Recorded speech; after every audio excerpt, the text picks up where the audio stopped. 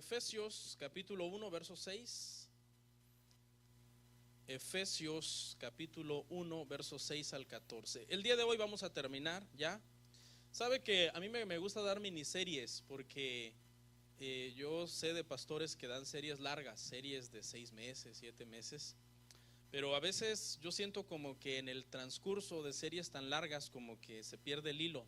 Entonces estas miniseries a mí me gustan mucho, 4 temas, 5 temas, a veces se alarga hasta 6, 7, pero no pasa de un par de meses, amén. Y pues el día de hoy terminamos, ya es el quinto tema sobre las 5 solas de la Reforma Protestante. Y vamos a leer nuestra cita, Efesios 1, 6 al 14. Y cuando terminemos de leer, oramos y luego les voy a dar el título del tema de hoy, amén. ¿Lo encontró? Efesios 1, 6 dice, en el nombre del Padre, del Hijo y del Espíritu Santo, dice: para la alabanza de la gloria de su gracia, con la cual nos hizo aceptos en el amado, en quien tenemos redención por su sangre, el perdón para pecados, según las riquezas de su gracia, que hizo sobreabundar para con nosotros en toda sabiduría e inteligencia. Dice, dándonos a conocer el misterio de su voluntad, según su beneplácito, el cual se había propuesto en sí mismo de reunir todas las cosas en Cristo, en la dispensación del cumplimiento de los tiempos, así las que están en los cielos como las que están en la tierra. En él asimismo tuvimos herencia, habiendo sido predestinados conforme al propósito del que hace todas las cosas según el designio de su voluntad. Verso 12, por si alguien se perdió. Dice, a fin de que seamos para la alabanza de su gloria, nosotros los que primeramente esperábamos en Cristo. En él también vosotros, habiendo oído la palabra de verdad, el evangelio de vuestra salvación, y habiendo creído en él, fuisteis sellados con el Espíritu Santo de la promesa, que es las arras de nuestra herencia, hasta la redención de la posesión adquirida para la alabanza de su gloria. Ayúdeme a orar, por favor, antes de sentarse. Ayúdeme. Señor, te damos gracias en este día. Nos permites estar acá, Señor, en tu casa. Gracias por la palabra. Gracias porque llegamos al final de esta serie que hemos estudiado.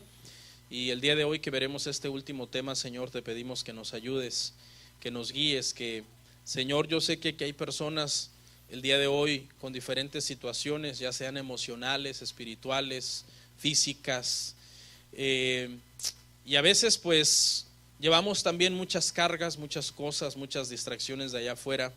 Algunas veces venimos acá a este lugar y tratamos humanamente de concentrarnos lo más posible, pero a veces estamos divagando, pensando en otras cosas. Por favor, Señor, ayúdanos para que el día de hoy podamos entender que tú mereces toda la gloria, toda la honra y que debemos de concentrarnos en tu palabra. Te damos gracias en el nombre de tu Hijo amado, nuestro Señor Jesucristo.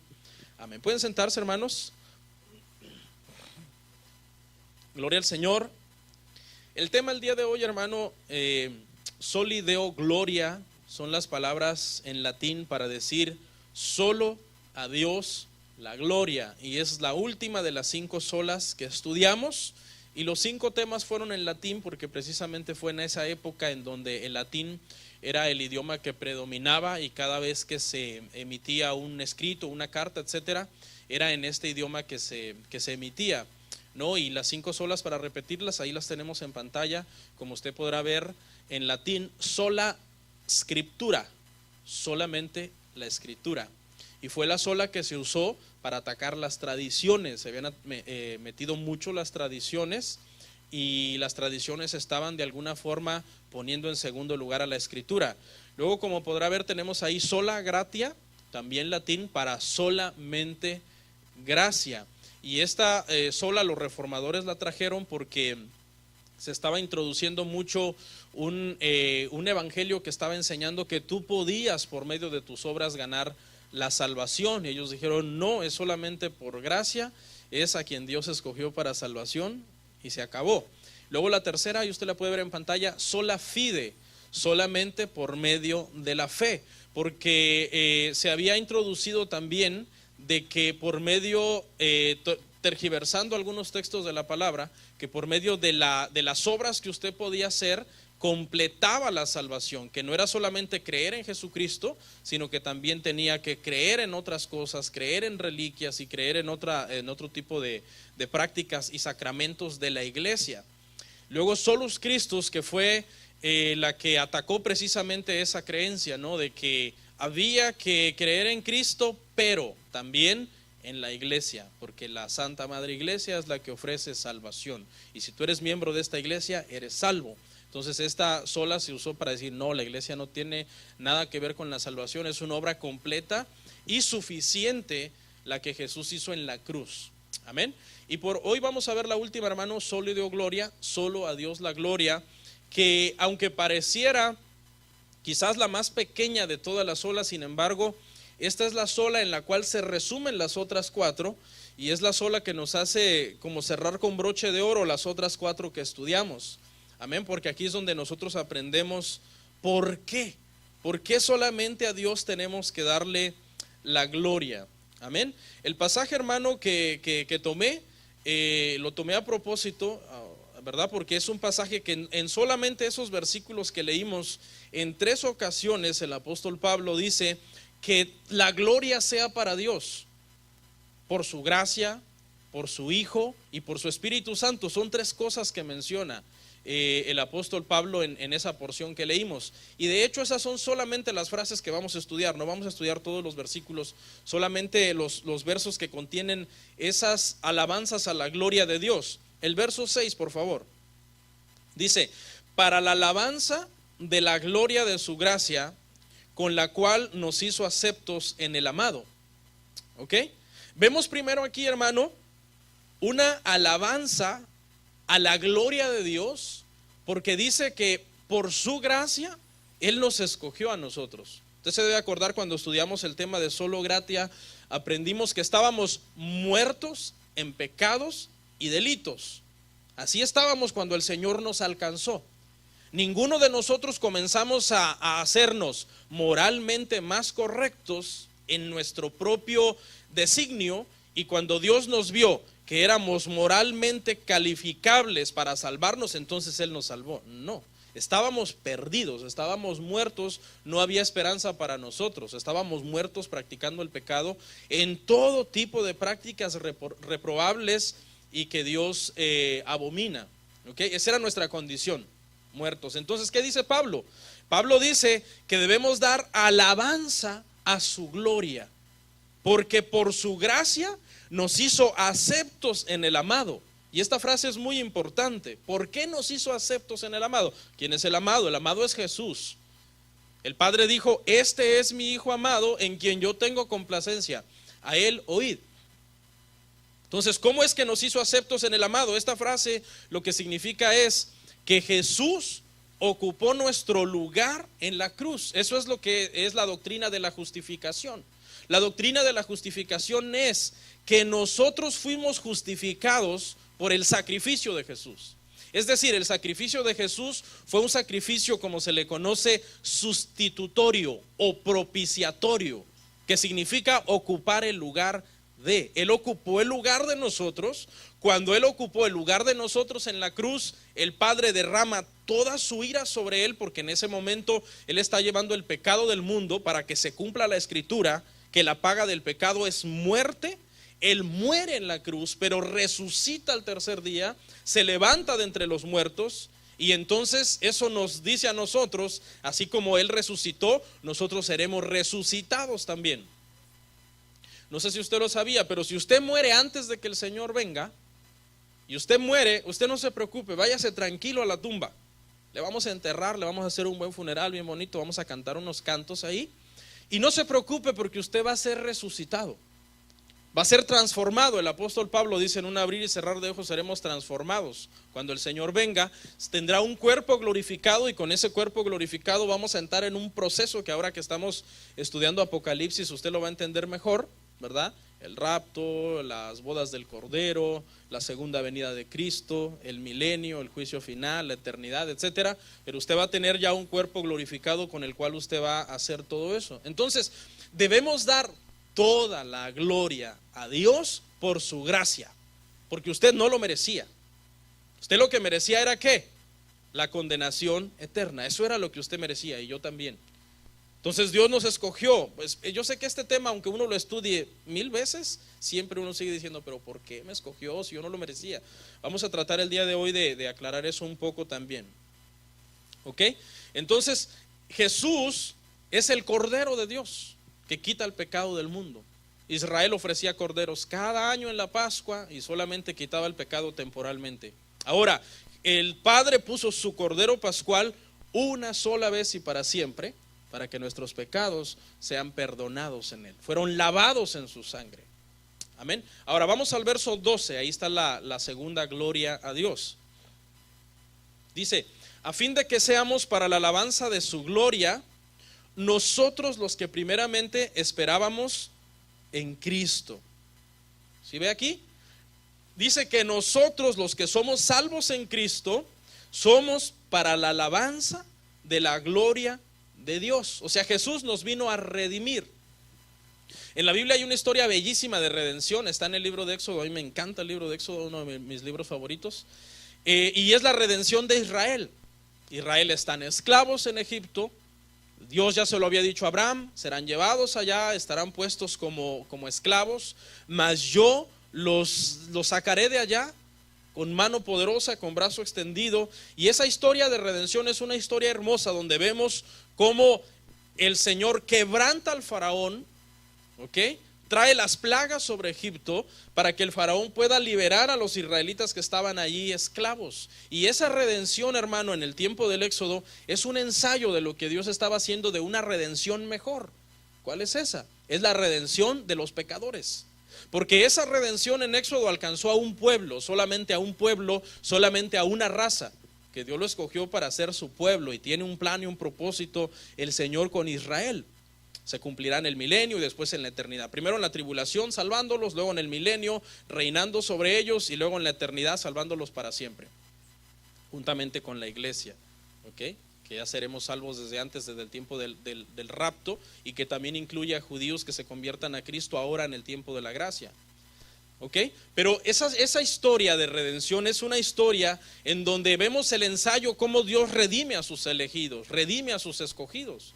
Y de la misma forma Él lo hizo redimiéndonos por medio de Jesús. Por eso dice acá, mire, dice, a fin de que seamos para la alabanza de su gloria, nosotros los que primeramente esperábamos en Cristo. O sea, primeramente somos salvos por gracia, pero segundamente somos salvos por Cristo. ¿Sí ve? Aquí hay dos olas ya. Y estas dos olas son para la gloria de Dios. Solo por gracia y solo en Cristo. Ok, ahora vamos a ver la tercera. El verso 14.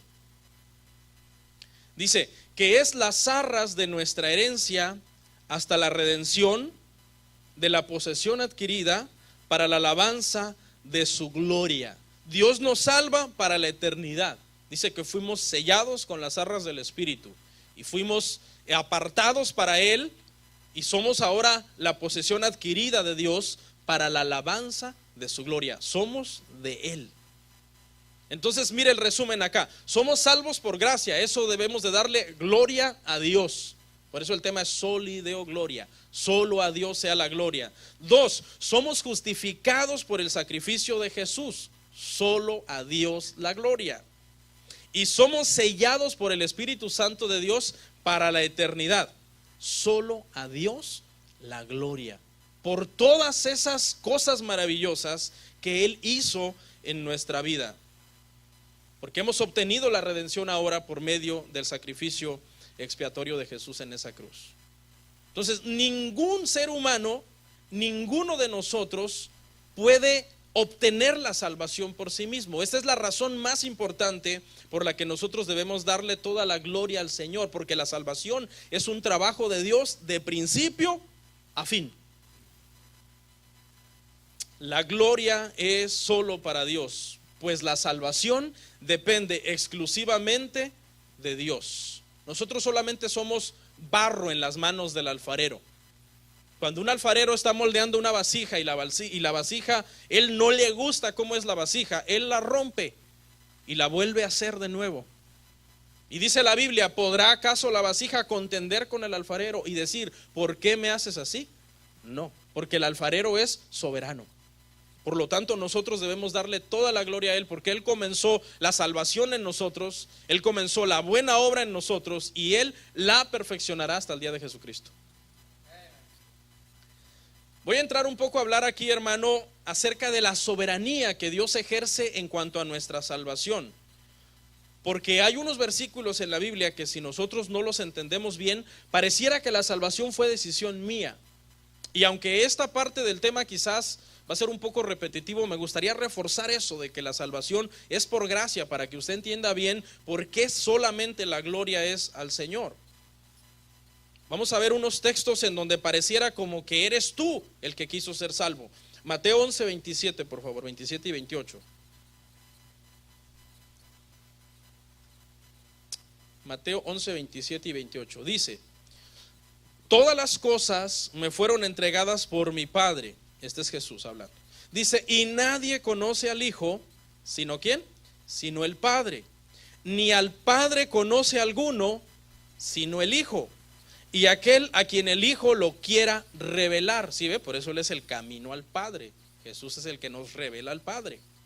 Venid a mí todos los que estáis trabajados y cargados, y yo os haré descansar. En primer lugar dice aquí, hermano, en la primera parte, que nadie conoce al Padre, sino el Hijo. Y también aquellos a los que el Hijo se lo quiera revelar. O sea, no hay modo humano, ¿sí ve? Cuando alguien le da la gloria a Cristo y luego le da la gloria al Padre, no fue decisión de la persona darle la gloria al Padre ni darle la gloria al Hijo. Fue decisión del Hijo revelar al Padre ¿a quién? A quien Él quiere. Pero el versículo que sigue es el que confunde, porque el versículo dice, pero también dice, venid a mí los que estáis trabajados y cargados. O sea, aquí pareciera como que Dios dice, no, la salvación es para todos ustedes que quieran venir. Los que quieran venir, vengan, porque yo les estoy invitando, venid a mí. Aquí lo que usted tiene que entender es que esos que vienen están viniendo porque el Hijo les está revelando al Padre. O sea, no, pareciera que es una decisión de ellos, pero no, en realidad es una decisión del Hijo. Porque dice que nadie puede conocer al Padre si el Hijo no lo revela. O sea, tú no puedes pelear con Jesús, oye Jesús, revélame al Padre, ¿no? Yo se lo revelo a quien yo quiero. Vamos a reforzarlo con otro texto, Juan 6:35. Y luego vamos a dar un ejemplo. Juan 6:35, leemos el 36 también el 37. Dice, Jesús le dijo, yo soy el pan de vida. El que a mí viene nunca tendrá hambre, y el que en mí cree no tendrá sed jamás. Mas yo os he dicho que aunque me habéis visto, no creéis.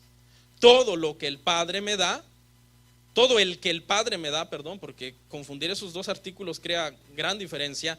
Todo lo que el Padre me da, vendrá a mí, y al que viene, ¿qué dice? El que a mí viene, no le echo fuera. Lo volvemos a ver. Primeramente, pareciera que es una invitación. El que a mí viene, yo no le echo fuera. El que a mí viene. Pero luego dice, y todo aquel que el Padre me da. Le voy a poner un ejemplo para que usted entienda. Vamos a suponer, hermano, que hacemos un llamado para que alguien venga al Señor. Se predica un mensaje, se hace un llamado, hermanos, ¿verdad? Yo creo en lo que dicen los reformadores, que hay dos llamados cuando se predica el evangelio. Dos llamados. El primer llamado lo hace uno como predicador. ¿Alguien quiere arreglar su vida con Dios? ¿Alguien quiere ponerse a cuentas con Dios? ¿Alguien quiere rendir su vida a Dios? Eso es lo que nosotros como predicadores humanamente lo hacemos. Y es un poquito, hermano, peligroso hacer mucho énfasis en eso. ¿Quién quiere? ¿Quién quiere ser salvo? ¿Quién quiere? Porque podemos tender a sugestionar a las personas, que es una decisión de ellas. Yo sé que esto es un poco difícil para algunos. Pero hay otro llamado, que es el llamado interno. El llamado interno, donde la persona está sintiendo que es Dios el que le está revelando que debe ser salvo. Es el Hijo, es el Espíritu Santo el que pone primero convicción de pecado. ¿Para qué? Para decir, Jesús murió por mí en la cruz. Y cuando tú entiendes ese misterio de justificación, es entonces cuando el corazón se quiebra y se rompe. Pero acuérdese, es Dios el que está haciendo ese trabajo. Porque tu corazón humano no tiene la capacidad de producir esa fe. Por eso es solo fide, solo se recibe por gracia. Y el Hijo te revela al Padre. Entonces, el que a mí viene, la forma correcta de interpretar este verso es: viene porque el Padre me lo ha dado. Y si el Padre me lo ha dado y a mí viene, ¿qué dice Jesús? Yo no le echo fuera. Ahí está. Yo hago el llamado acá, yo predico el evangelio, hago el llamado. ¿Quién quiere rendir su vida a Dios? Una persona dentro de nosotros tiene la gracia de Dios, porque Dios lo escogió para salvación, le da la fe correcta en el sacrificio de Jesús para ser salvo, porque es la única fe que salva, ¿ok? Y entonces esa persona pasa aquí enfrente. Pregunta, ¿es decisión de él pasar? No. Esa persona está pasando porque el Padre se lo dio al Hijo. Y el Hijo le reveló al Padre. No sé si es demasiado para que lo entendamos. Primeramente Jesús dice: venid a mí todos los que están cargados y están trabajados, y yo les revelaré al Padre al que yo quiera. Yo se lo voy a revelar. Y luego dice: y el que el Padre me da a mí, yo no le voy a echar fuera. O sea que esa persona, cuando se para venir enfrente, pareciera que fue decisión de él, pero no es decisión de él. Es Dios que lo está moviendo para venir y rendir su vida a él. Delante de Dios esa fe puede ser genuina. A nosotros no nos consta. A nosotros no nos consta. ¿Cómo lo tiene que demostrar él? Por sus frutos los conoceréis. Hace su profesión de fe delante de Dios. Dios es el único que sabe que le ha dado esa gracia y esa fe para ser salvo. Y hace sus obras cristianas y sus frutos cristianos delante de la iglesia, para profesar delante de nosotros que somos salvos. Por ejemplo, si aquí una persona, uno de ustedes muriera, a mí me toca predicar, digamos, en su funeral, por decir así. ¿En qué posición usted cree que yo voy a estar en su funeral? O diciendo que dónde usted está. ¿Conocía yo su corazón para decir: el hermanos está con el Señor? Llorémoslo porque es normal, somos humanos, pero no exageremos porque Él está mejor que nosotros. ¿En qué me basaría yo para decir eso? En los frutos cristianos que usted da. Porque la salvación en su corazón solamente Dios lo sabe. Entonces uno se agarra de ahí, de los frutos cristianos que la persona da. Me ha tocado predicar en funerales de personas que no fueron cristianos y es súper incómodo. Porque ¿qué te toca decir? Bueno, a mí lo que yo he tratado de decir, hermanos, que esto nos sirva de lección para que sepamos que todos nos vamos a morir y que hay que ponernos a cuentas con Dios, porque hay un cielo y hay un infierno. Pero ¿y cómo le dices a los dolientes? Y también les informo, ¿verdad?, que de acuerdo a los frutos de su familiar se encuentra ya quemándose en un lugar de tormento. ¿Cómo le dices eso? Te sacan a patadas del funeral, hermano. Ok, ¿qué hicieron? Esto es lo que causa molestia. Voy a hacer una serie de preguntas y voy tratando de irle a responder. ¿Qué hicieron los que tienen la fe para recibirla? No hicieron nada. Es un regalo de Dios. El Padre les quiso revelar al Hijo y el Hijo los agarró, el Padre los agarró y se los entregó al Hijo. Por eso Jesús dice: el que mi Padre me da, yo no le echo fuera. ¿Cómo hace Dios para elegir a los escogidos? Bueno, eso es un misterio que en la Biblia no está. Dice el Señor: a Jacob amé, a Esaú aborrecí. Él no revela, Él no dice: y esta es la razón por la que yo escojo a los salvos y a los no salvos también no los escojo. No. Le voy a dar un ejemplo práctico de lo que es la soberanía de Dios en el tema de la salvación. Es un ejemplo que a lo mejor usted lo ha leído, lo ha oído por ahí, un ejemplo muy popular. Usted siembra 100 rosas en su casa, 100 rosas, y ahí está, las siembra, las riega todas, a veces las riega porque no las riega, y ahí estás cuidando sus flores, sus rosas, les da el mismo trato a todas, les da agua a todas igual, las poda a todas igual, las trata bien a todas. Y el día que se le olvidan todas, no le echo agua a todas. O sea, el trato es como invariable. Pero después usted un día decide que va a quitar ese rosal. y que usted va a guardar 50 rosas en unos hermosos floreros dentro de su casa, y las otras 50 las va a tirar porque no las quiere. Y usted va y empieza a cortar 50 rosas indiscriminadamente, las que usted quiera, y las guarda. La pregunta es, las 50 rosas que fueron cortadas y tiradas, echadas fuera de la casa, ¿podrán reclamarle al Señor que sembró las rosas? No. ¿Por qué? Porque Él es dueño absoluto de ellas. ¿Las rosas decidieron nacer? No, Él las sembró. ¿Las rosas decidieron reclamarle cuando querían agua? No, Él decidió por su buena voluntad darles agua y cuidarlas y protegerlas. Él hizo con sus rosas ¿cómo? Como Él quiso. Su decisión fue soberana. Las rosas que no fueron escogidas para estar dentro de la casa no pueden decir nada. Lo único que tienen que estar es agradecidas que un día fueron traídas a existencia y cuidadas por un tiempo. Pregunta, ¿es esto injusto para esas rosas? En el caso de los que se pierden, ¿es injusto para los que se pierden perderse? No, es lo justo. ¿Por qué es lo justo? Porque es gente que no simplemente fueron justificados por Cristo, sino que fueron juzgados justamente de acuerdo a sus obras, de acuerdo a lo que ellos hicieron. Recuerde que nadie será al infierno injustamente, ¿ok? Nadie. Todo el que se vaya al infierno será al infierno justamente. Esa sería la justicia de Dios sobre ellos. Nosotros, ¿por qué nos vamos al cielo? Por su misericordia. Pida justicia y se va al infierno, hermano. Se pida misericordia. Por eso la Biblia abunda en eso, porque Él es rico en misericordia. Otra pregunta: ¿cómo sé yo que yo tengo la fe verdadera para ser salvo? Hay una prueba muy importante en el cristianismo, que es la perseverancia de los santos. Si usted es cristiano de verdad, usted va a ser cristiano hasta que se muera, dando frutos dignos de arrepentimiento. Pastor, pero entonces si mi salvación está sujeta a mi perseverancia, entonces es mi fe, mi gracia y mi perseverancia humana que yo estoy teniendo. No, es solo por fe. Entonces, pero ¿y si no persevero? Bueno, si no perseveras, hay dos opciones. Si tú no perseveras, hay dos opciones.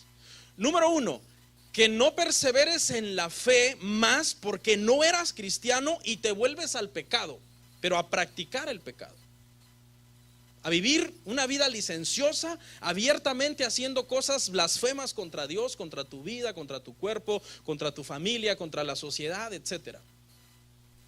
¿Ok? Y la otra opción es que simplemente como cristiano llega un momento determinado en donde seas un cristiano negligente que está descuidando un poco su vida espiritual y su relación con Dios. Pero siempre hay ese temor de decir, no, yo no me puedo ir al mundo al pecar. Es verdad, quizás no estoy yendo a la iglesia porque ahorita estoy pasando un proceso, me fui a vivir a un estado donde no hay iglesias, ¿ok? O caí en una enfermedad y no me puedo congregar, no puedo levantarme de la cama, no puedo hacer ni un devocional de rodillas porque estoy paralizado. O sea, un cristiano puede hasta cierto punto ser un cristiano que está descuidando su vida espiritual, pero sigue siendo cristiano. Eso le pasó a muchos hombres en la Biblia. Hubo un momento en que Jonás hasta peleó con Dios, ¿se acuerda? Y peleó con Dios y que no sé qué, y Señor, ¿y para qué salvaste a ese pueblo? Enojado, y luego Dios le dio una calabacera que le hiciera sombra, hizo que naciera un gusano, matara la calabacera, y vino el sol y le provocó una insolación tremenda al pobre Jonás. Y Señor, ¿y para qué me quemaste la calabacera? Era un momento en donde Jonás estaba batallando con situaciones internas. Su corazón estaba cayendo un poco en amargura. El mismo Moisés cayó un momento en su vida en amargura. Dijo, Señor, pero este es tu pueblo. Porque el Señor le dijo a Moisés, dirige a este pueblo. Dijo Moisés, ¿cómo que mi pueblo es el tuyo? Y cayó un poco en amargura cuando golpeó la roca, cuando bajó de la montaña y vio que el pueblo se había desenfrenando adorando a un becerro. Elías también en un momento determinado de su vida dijo, Señor, si aquí todos son falsos profetas y solo yo soy profeta tuyo, mátame, quítame la vida, ¿para qué la quiero? Esa no es la conversación o el diálogo sano de un cristiano sano. Estamos viendo aquí a cristianos que están pasando por una crisis, por una situación en donde su corazón está amargado a causa del servicio que están prestando. Por cierto, tenga cuidado porque es bien tremendo que sirvamos a Dios con un corazón amargado. A veces nos amarga la familia, nos amargan los hermanos, nos amarga el pastor, nos amarga, todo nos amarga. Y ya amargados, hermano, estamos sirviendo ya mal, no estamos sirviendo bien como deberíamos de estar sirviendo a Dios. Ahora, ¿cuál es la opción para estas personas que son cristianos, pero que están teniendo luchas y pareciera que se apartaron? Pareciera, pero no se han apartado. ¿Por qué no se han apartado? Porque no andan practicando el pecado como locos en el mundo. Le voy a hacer una pregunta. Si hay un hermano acá que es creyente, que es cristiano, y por alguna razón llega un momento en donde su corazón se amarga, no sé, contra la iglesia, y están luchando, ay Padre, ayúdame a perdonar al que me ofendió en la iglesia, no puedo, me cuesta mucho, y tiene temor, está orando a Dios pidiendo perdón por eso, porque él sabe que eso no es lo correcto. Y vamos a suponer que deja de venir a la iglesia, deja de congregarse, pero él en su casa está ahí orando, pide perdón a Dios, dice ayúdame Padre, yo sé que lo correcto es adorarte, tú eres el único Dios verdadero, no se va al mundo. Hay gente que le dice, ya no vas a la iglesia, pues toma una cerveza. No, espérate, es que una cosa es que yo no vaya a la iglesia, pero yo soy hijo de Dios. ¿Sabe que nosotros, hermano, tradicionalmente hemos llegado a la conclusión de que si alguien no se está congregando, se va al infierno? O sea, si un hermano falta 2 meses y en 3 meses aparece, decimos, bienvenido hijo pródigo.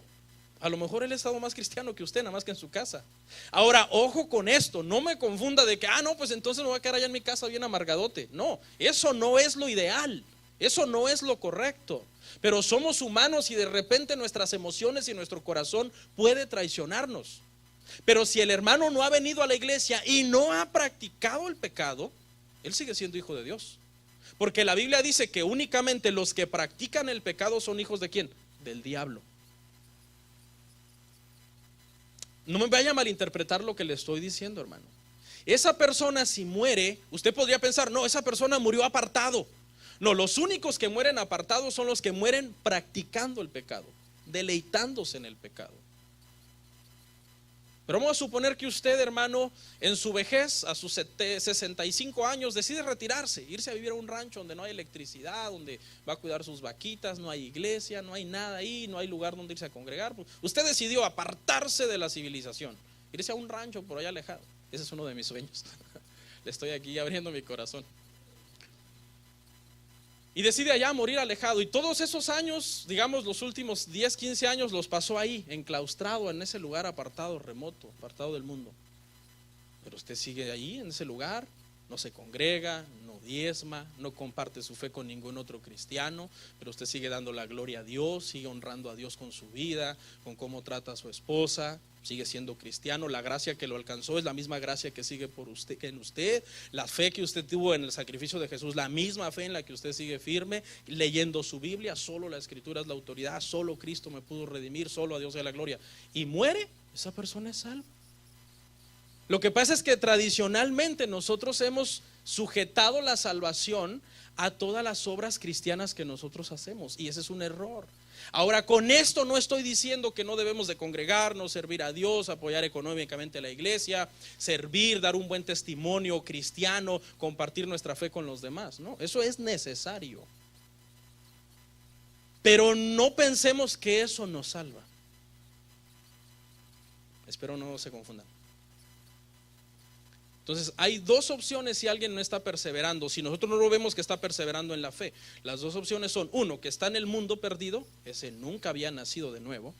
O 2, que está pasando por un proceso en su vida y por eso quizás no lo vemos en la iglesia perseverando en la fe, pero su corazón es correcto con Dios. Ojalá y después de esta prédica, hermano, no me llamen en 2 meses, no pastor, aquí estoy en mi casa, pero mi corazón es correcto con Dios. Estamos hablando de casos extremos, de ejemplos extraordinarios, fuera del alcance de nosotros, que nosotros tenemos todo para estar en la iglesia, ¿no? Ok, continuamos. ¿Qué es glorificar a Dios? Ya dijimos que todo es para la gloria de Dios, la gracia, la fe, solo Cristo, la escritura. Pero ¿qué es glorificar a Dios en sí, pastor? ¿Qué es glorificar a Dios? Esta es una expresión muy común y es bien bonita esta expresión. Yo le animo a que la siga diciendo, ¿no? Porque hay tradiciones de la iglesia buenas y hay otras que no. Pero esa tradición, por ejemplo, de gloria a Dios, esa es bonita, ¿no? A veces uno oye una predicación bonita, gloria a Dios. O se está uno gozando en la alabanza, gloria a Dios. O simplemente eres de los que dice gloria a Dios por todo. Porque hay gente que así sin entendimiento dice gloria a Dios, ¿no? A veces uno le dice, ¿y quién se quiere ir al infierno? Amén, dicen algunos. No, ahí no va el amén, hay que saberlos acomodar, porque si no se imagina, amén significa así sea, ¿no? Gloria a Dios, es una bonita tradición. A mí me gusta decir gloria a Dios. Yo a veces estoy ahí parado y siento así como, no sé cómo expresarlo, ¿no? Porque no quiero caer en misticismo, pero es algo poderoso, algo tremendo, y me sale sin quererlo, espontáneamente. Gloria a Dios, la gloria sea para Dios. Salmo 115:1. Vamos a ver qué es entonces glorificar a Dios, o qué es darle la gloria a Dios. Si solamente es para Él, pues por lo menos hay que aprender a dársela correctamente.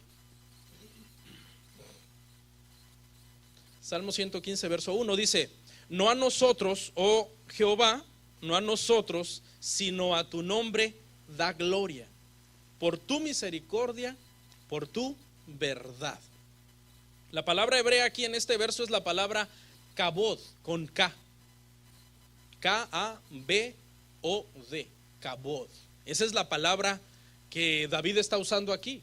No a nosotros, sino a tu nombre da kabod, da gloria. Y esa palabra, hermanos, significa, es una palabra hebrea que significa figuradamente peso. Y se aplica a esplendor u honor. Honor y esplendor. Es decir, solo a tu nombre se ha dado el honor y se ha dado el esplendor, porque hay un peso en Dios, un peso de gloria. Para que entienda un poco el contexto, le voy a explicar, le voy a contar una historia. Usted la puede leer en 1 de Samuel capítulo 4, 5 y 6. Es la historia cuando Israel está en guerra con los filisteos y los filisteos le roban el arca del pacto a los israelitas. El arca del pacto es algo más o menos que era parecido a lo que está usted viendo en la pantalla. Dios le dio instrucciones a Moisés de que la construyera. Esa representaba la presencia gloriosa de Dios, y dentro de ella había 3 elementos, me parece que era maná, era la vara de Aarón que reverdeció y las tablas del pacto. Esos 3 elementos estaban ahí dentro de esa arca, representaba lo más pesado de la gloria de Dios. De hecho fue colocada en el tabernáculo, en el lugar santísimo, donde el único que podía entrar era el sumo sacerdote. Si alguien que no era sumo sacerdote entraba ahí, la gloria de Dios lo consumía. Si el mismo sacerdote entraba indignamente ahí, moría. Cada vez que el sacerdote entraba le amarraban un lacito en el pie con unas campanitas, y cuando el sacerdote no se oía que se andaba moviendo, que ya las campanitas hace rato, ¿oyen las campanitas? No se oyen, jálenlo porque ya está muerto. O sea, aún el mismo sacerdote, si no estaba puro para entrar a la gloria, era consumido por la gloria. Pero bueno, retomo la historia, usted la lee en su casa. Los israelitas tienen miedo de enfrentar a los filisteos, eran más poderosos, más diestros en guerra. Y dice, ¿y qué hacemos? Bueno, traigan el arca del pacto para que la presencia de Dios nos ayude a pelear contra estos filisteos incircuncisos. Y traen el arca del pacto, y cuando llega el arca del pacto al campamento de Israel, dice que el estruendo y la emoción de los israelitas fue tan tremenda que hubo un estruendo en el campamento, y los filisteos lo oyeron y dijeron, ¿quién nos librará de estos dioses? Ellos entendiendo que eran dioses con D minúscula, tan poderosos. Pero lo que los filisteos no sabían era que Israel andaba mal delante de Dios y que Dios no los iba a respaldar en esa guerra. Así que los filisteos mataron a los israelitas y se robaron el arca del pacto. Los sacerdotes que llevaban el arca ahí eran unos perversos, Ofni y Fines, hijos de Elí, que dice que en el santuario hacían lo que querían, dormían con las mujeres, metían las manos en las ofrendas. Entonces Dios los entregó a sus enemigos y fueron derrotados, y el arca de Jehová fue secuestrada por los filisteos. Los filisteos la llevaron a su templo, donde era el templo de su dios, el dios Dagón, un dios así en forma como de pescado. Y llevaron el arca del pacto y la pusieron allí enfrente de Dagón. Y al día siguiente, cuando los filisteos vinieron a ver, Dagón estaba postrado, sin cabeza y sin manos, postrado ante el arca de Jehová. ¿Por qué? Porque Él es el único Dios verdadero. Ningún ídolo tiene poder. El Salmo 115 dice que tienen oídos y no oyen, ojos tienen y no ven, manos tienen y no palpan, pies tienen y no andan. Por eso ahí los llevan en la procesión. Y se les han caído, ¿han visto esos videos? Donde se les caen. Es bien peligroso. Si alguien no está viendo por internet y anda en esas procesiones, aléjese, porque le han caído a niños en la cabeza, a personas. Son unos grandes cosotas así, hermano, como de 300 kilos. Te puede matar ese ídolo, que no tiene poder, porque el único verdadero es Dios. El único que merece la gloria es Él. Bueno, para retomar la historia, la noticia llega a Israel que el arca del pacto había sido secuestrada. Elí, cuando lo oye, dice que Elí, hermano, está sentado, y del impacto de oír esa noticia, ¿cómo? Pues si eso era la presencia de Dios, ¿qué vamos a hacer sin presencia de Dios ahora? Dice que cae para atrás y se desnuca. Y su nuera, la hija de, me parece que es de Ofni o de Fines, la esposa de Fines, que había sido muerto en la guerra, estaba embarazada y se agacha y da luz. Y le pone por nombre a su hijo Icabod, que significa sin gloria. Nos han robado la gloria, porque los filisteos se habían quedado el arca. Pero lo que no sabían en este caso los israelitas era que Dios estaba peleando solo contra los filisteos, y que con sola su presencia los puso de rodillas. No necesitó el ejército israelita, sino que todos en Filistea enfermaron, comenzaron a tener tumores por todo el cuerpo y un montón de situaciones difíciles en el país. Y consultaron a los sabios y dijeron: ¿qué hacemos? Es por esta arca que trajeron acá, devuélvanla inmediatamente. Y tuvieron que devolver el arca del Señor. Eso es lo que más o menos le quiero transmitir, para que usted entienda cómo es la gloria de Dios. La gloria de Dios sobre nosotros, los que somos hijos de Él, nos quebranta en adoración. Es un peso, es el peso de su presencia, de que es un Dios grande, poderoso, soberano. Pero la gloria de Dios sobre sus enemigos los quebranta en destrucción. Así que o eres amigo o enemigo. Vamos a ver unos ejemplos, hermano, de la gloria de Dios, o cómo o por qué razones, por qué nosotros debemos darle toda la gloria a Él. Mire, en primer lugar, porque la misma naturaleza da gloria a Dios. Salmo 119:1. Salmo 119:1, hermanos, dice: los cielos cuentan la gloria de Dios, y el firmamento anuncia la obra de sus manos. Los cielos, que son majestuosos, cuentan la gloria de Dios.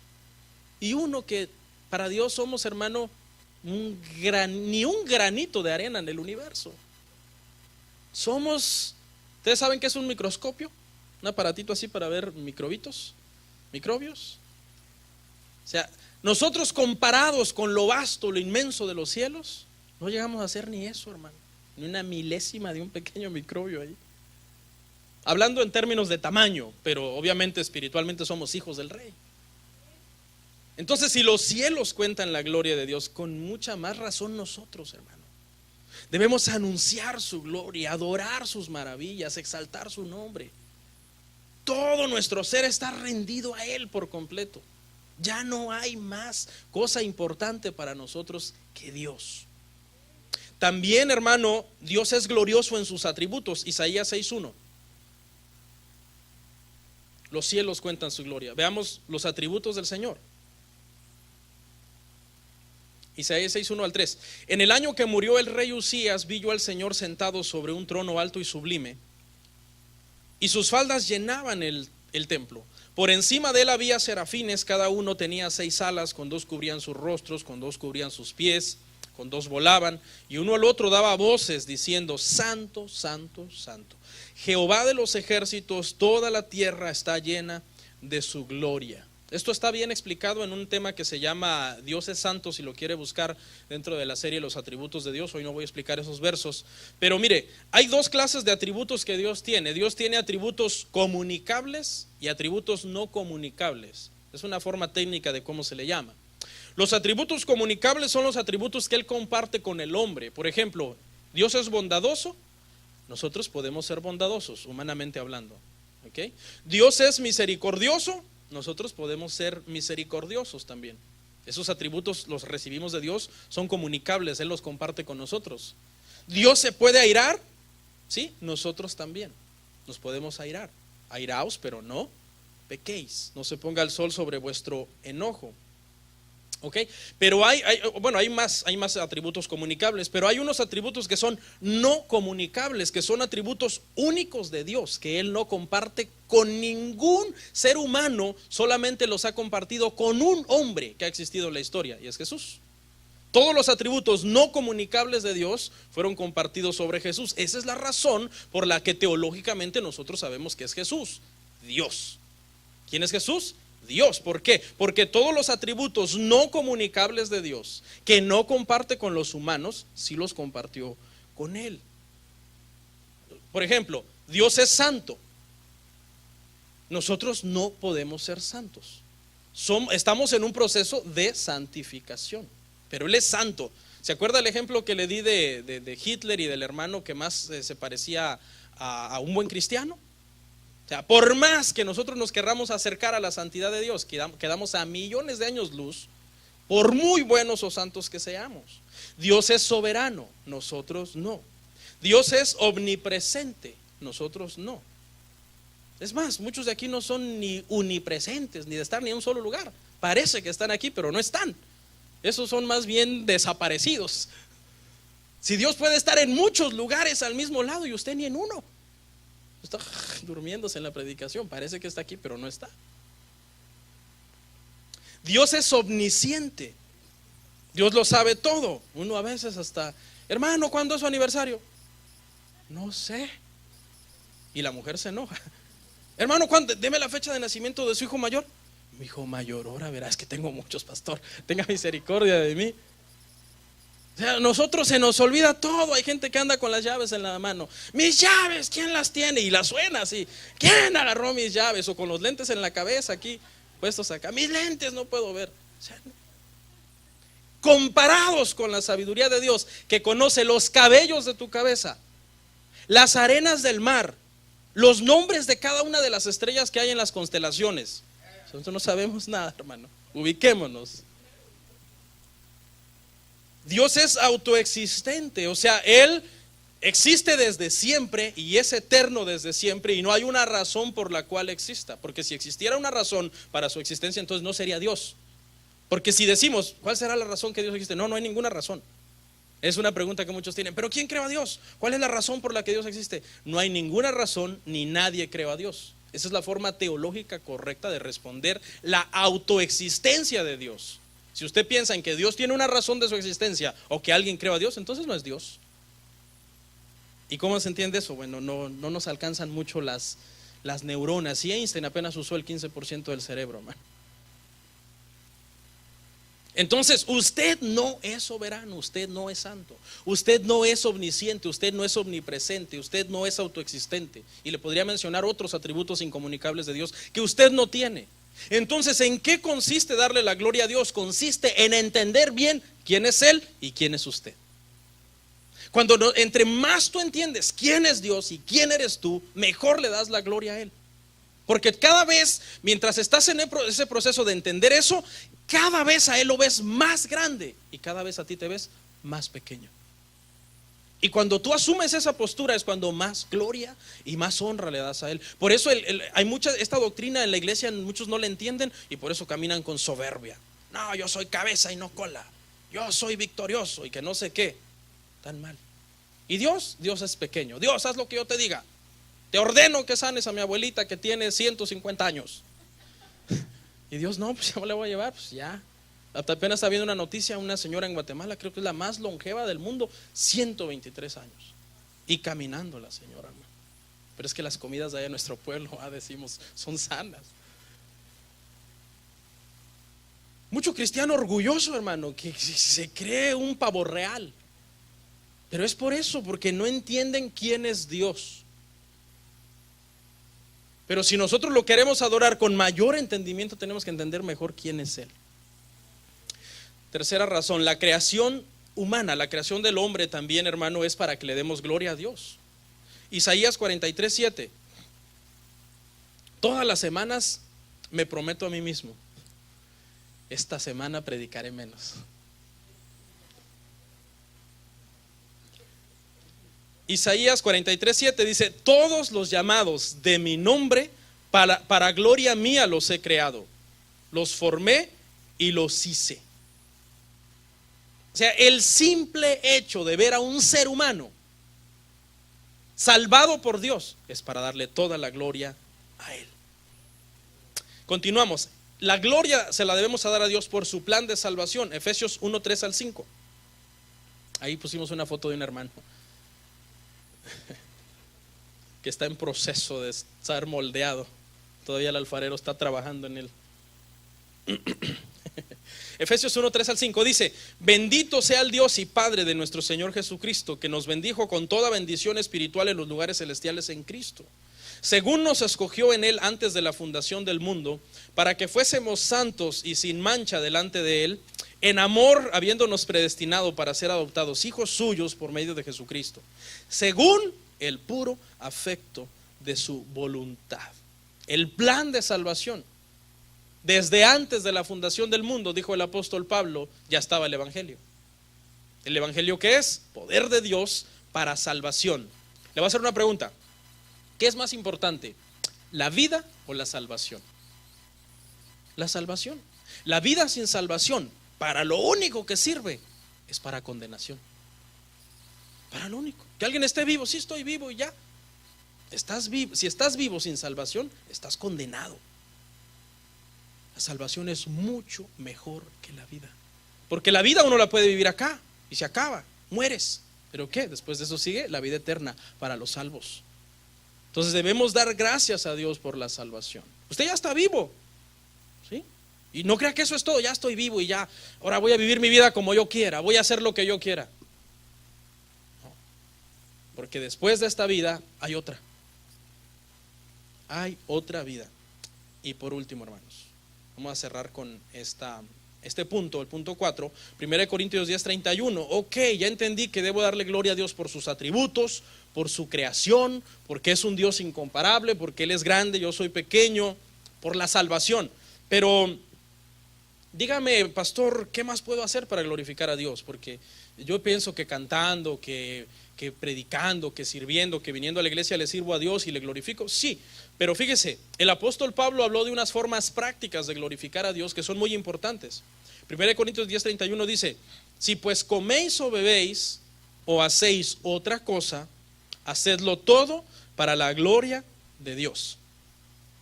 Todo debe de ser para la gloria de Dios. Lo que pasa es que en la Edad Media, la iglesia romana sacó una doctrina que se llama la doctrina de lo secular y lo sagrado. Dividió las actividades que nosotros como humanos hacemos en dos campos: secular o sagrado. Y empezaron a decir: todo lo que tiene que ver con la iglesia es sagrado. Y empezaron a enseñar que solamente por medio de lo sagrado podíamos glorificar a Dios.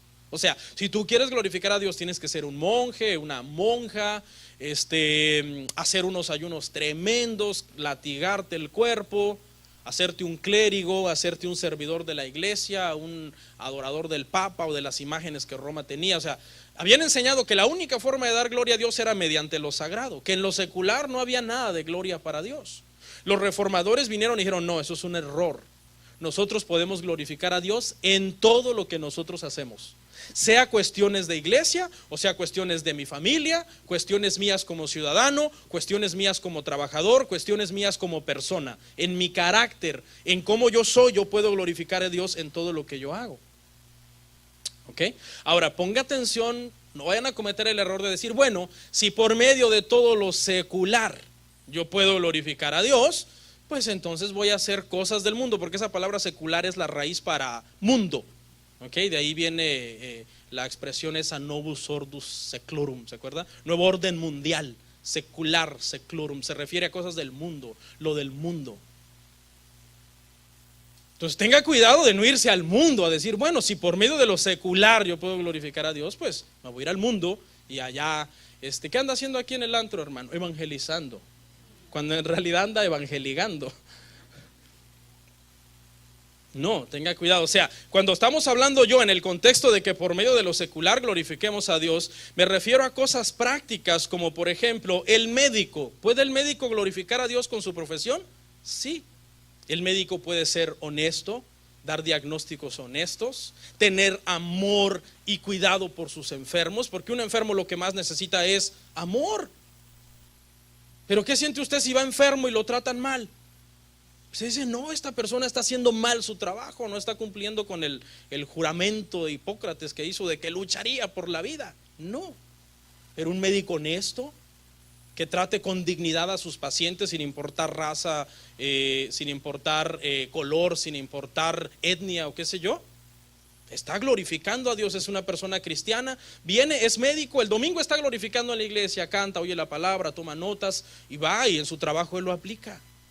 Él es una persona honesta, de buen carácter, humilde, sencillo, trabajador, no es un perezoso ahí que no le gusta ni hacer su trabajo. ¿El mecánico podrá glorificar a Dios siendo mecánico? Sí. Los mecánicos tienen fama de que te sacan el billete, hermano, de que te inventan males en el carro, ¿no? Que lo llevas porque le falta aire en la llanta y resulta que hay que cambiarle el motor. ¿Un cristiano mecánico podrá glorificar a Dios siendo mecánico? Sí, dando precios justos, haciendo un buen trabajo, garantizándolo, diciendo la parte está nueva, el trabajo está bien hecho, le doy garantía de que no le va a fallar ya mañana, y si le falla me lo trae, se lo vuelvo a arreglar y no le cobro nada. Tratar con amabilidad a sus clientes, ser un buen trabajador que arma un buen ambiente en el trabajo. Esta semana estuve visitando al hermano Jaime, que está internado en el hospital, y él se mueve y se desenvuelve en eso de los carros, y me estaba contando, dice, pastor, fíjese que yo tengo un compañero, dice, que se malpasa mucho, no come, y él ha estado un poco enfermo, dice, entonces yo no me lo estaba contando él para glorificarse ni nada, ni gloriarse, sino que salió el tema. Me dice, yo trato las mañanas que voy al trabajo llevarle una fruta, ahí ando viendo a ver qué le llevo, dice, y le digo, hey, come porque tú estás malo, y le doy la fruta. El hermano está glorificando a Dios. ¿Sabe qué? Ahí estaba yo, hermano, con él cuando esa persona llegó, un cubano. Llegó ahí, irrespetuoso, pastor, ¿cómo está? Y dándole palabra, vas a estar bien, ya verás que vas a estar bien, yo no te veo tan mal, y animándolo. ¿Por qué será? Pero hubiera venido ese señor igual si el hermano pasara en el trabajo diciéndole, hijo del diablo, yo soy cristiano, te reprendo, Satanás, cada vez que le dijera algo. No, con una simple fruta, con una simple actitud, con una sonrisa, le estamos dando la gloria a Dios. Usted puede glorificar a Dios en su trabajo. ¿A qué se dedica? Sea honesto, sea justo, sea puntual, trate bien a sus trabajadores. Que se vea que lo que usted viene a hacer aquí a la iglesia es real, porque ese es el problema. Lo que venimos a hacer aquí a la iglesia puede ser fingido. Deje la mentira y hable verdad. Deje la hipocresía y sea sincero. Deje de ser una persona, hermano, peleonero, y sea una persona pacificador. Todo eso le dará la gloria a Dios. Trate bien a su esposa, trate bien a su esposo. Hermana, ¿quiere glorificar a Dios? Vamos, pónganse ahí pilas en la casa, limpiecita, comida. No trabaja y se queda y la casa está sucia. ¿Qué pasó? ¿Qué pasó? Llega el marido a las 8 de la noche. Vieja, ¿hay de comer? No, no hay nada. Ve a comprar, viejo, tráeme también a mí. ¿Y qué hiciste? No, pues vieras que ahí nada, descansando. Hombre también, ¿quieres que tu esposa te respete? Trabaja.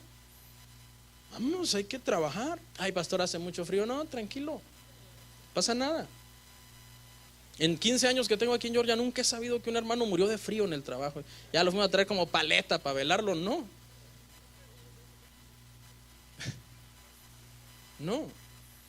Trate bien a sus hijos, déles un buen testimonio a sus hijos. Nuestros hijos nos están mirando, hermano. Cada cosa que hacemos, cada cosa que decimos, ahí están mirándonos.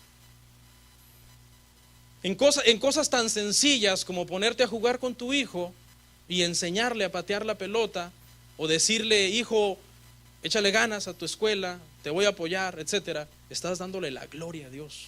Le estás dando un buen ejemplo a tu hijo. Porque no sirve de nada decir, ay Señor, aquí estoy cantando en la iglesia en espíritu y en verdad. En espíritu y en verdad. Dice el Señor que tales adoradores busca el Señor, que le adoren en espíritu y en verdad. Aquí puede parecer muy en el espíritu, aquí en la iglesia, wow, que uno dice, wow, qué espiritual, hermano, quítense que nos lleva. Pero hay que poner una cámara así grabándolo allá oculta, hermano, en el trabajo. ¿Se imagina, hermano, que aquí dijéramos, por ejemplo, hermanos, bueno, vamos a ver la grabación de un hermano? Toda esta semana lo estuvimos haciendo cámara infragante. No, el hermano sale corriendo, hermano, antes de que le demos play a las pantallas. Glorifiquemos a Dios en espíritu y verdad. Último texto para concluir, 1 de Pedro 4:11.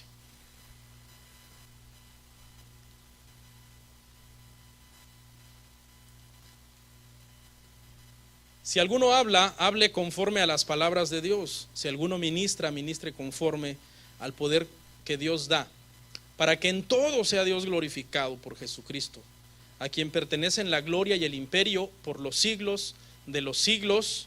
Amén. Este verso está, pero como mandado a hacer para cerrar este tema. En todo lo que hagamos, dale la gloria a Dios. En todo dice, sea Jesucristo glorificado, a quien pertenecen la gloria y el imperio por los siglos de los siglos. Entonces, la gloria no es para ti. La gloria no es para tu cónyuge, la gloria no es para tu hijo, la gloria no es para tu jefe, la gloria no es para el pastor, la gloria no es para el que sirve bien bonito en la iglesia. La gloria es solo para Dios, solo para Él.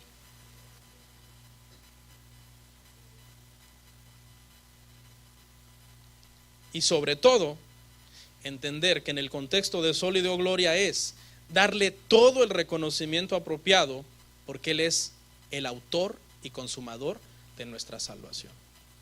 Amén. Vamos a orar.